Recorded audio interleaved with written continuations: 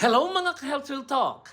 Did you know your taste buds only live for about 10 days? Oo, every 10 days bago na ulit ang panlasa mo. Kaya pala minsan, iba na ang panlasa mo, hindi lang sa pagkain, pati sa tao.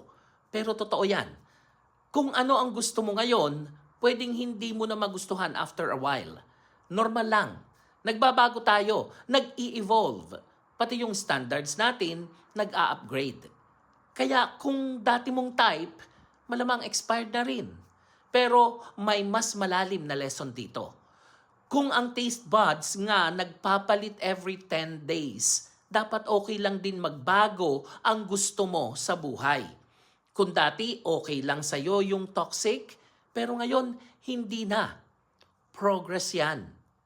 Kung dati nagpapakatanga ka, pero ngayon self-respect na ang panlasa mo, growth yan.